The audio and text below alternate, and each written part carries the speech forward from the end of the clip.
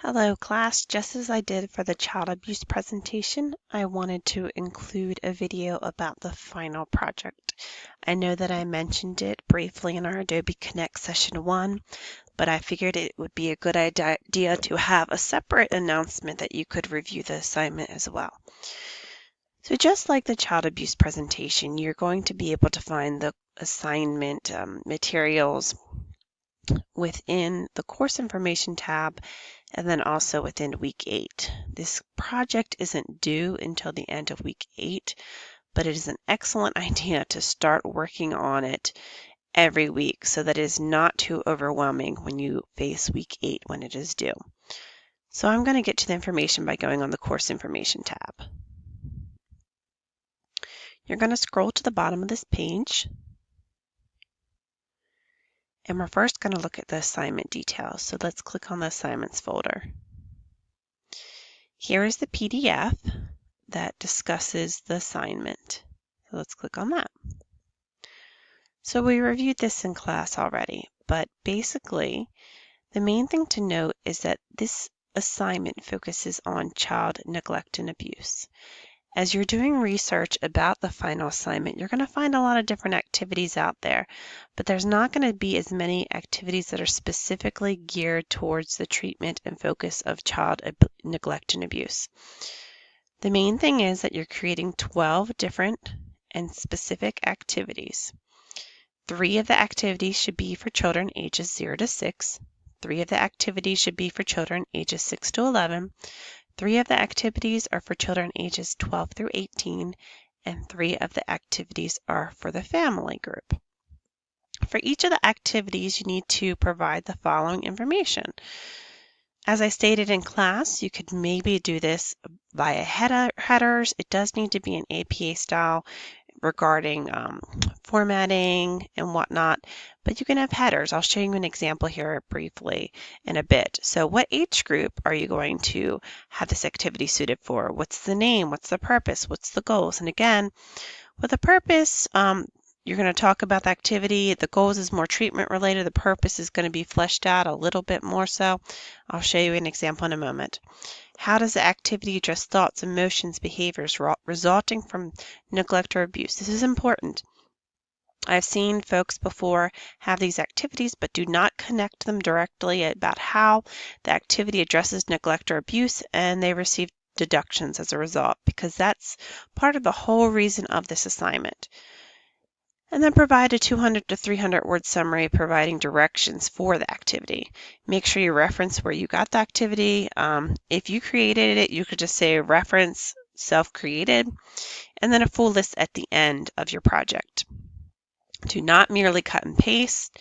You need to really focus on child abuse specifically. So you might find an activity that really spurs some ideas about this assignment or an activity, but you should really work to make it what it's supposed to be in regards to this assignment.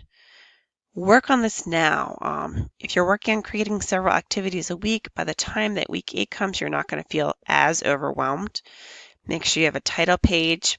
Start each activity on its own page. It's much easier to read. It flows better this way.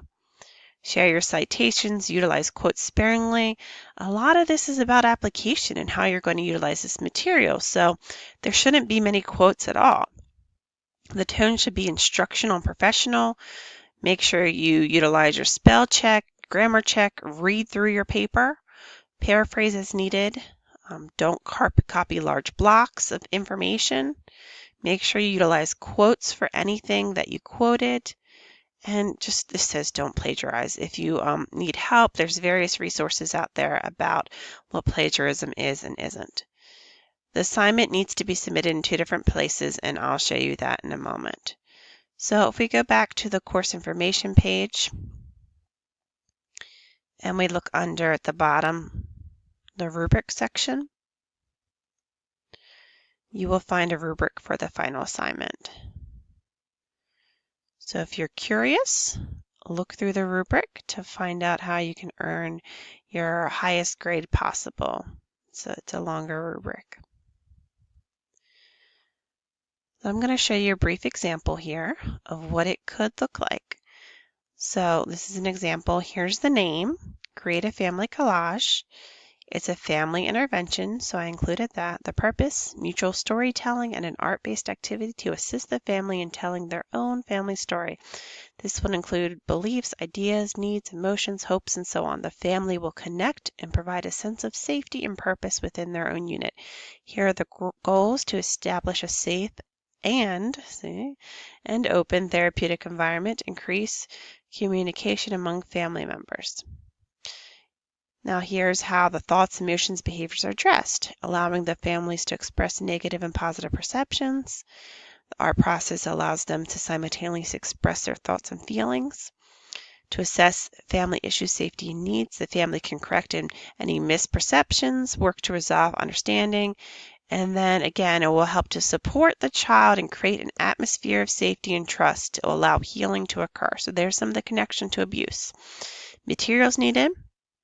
And then there's a description down here to talk about how this would actually look, what you would actually do throughout the assignment, and what it looks like.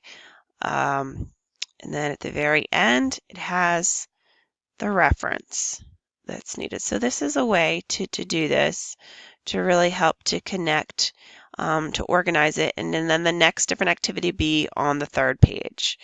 So hopefully this helps to kind of give you a little bit of understanding as to what it looks like. Honestly, in this example, there could be a little bit of a greater connection as to how this addresses abuse.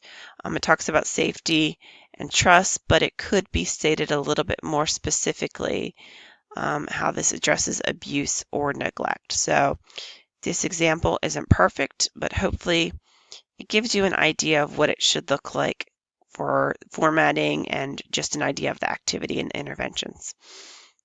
So if we look at week 8,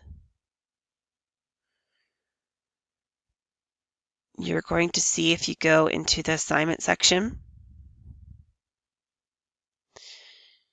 there is a thread here which you're going to submit your assignment for your peers to see. So you actually do get points for this, so make sure that you submit your final assignment here. You're going to see the different PDFs that we just looked at, and then again it says make sure you submit it on the discussion board and in the assignment folder. And then finally, you're going to submit it via Turnitin. So for those of you that aren't familiar with Turnitin, you're going to click here and upload the file. With Turnitin, it will compare your paper, what you've submitted, to a database of papers.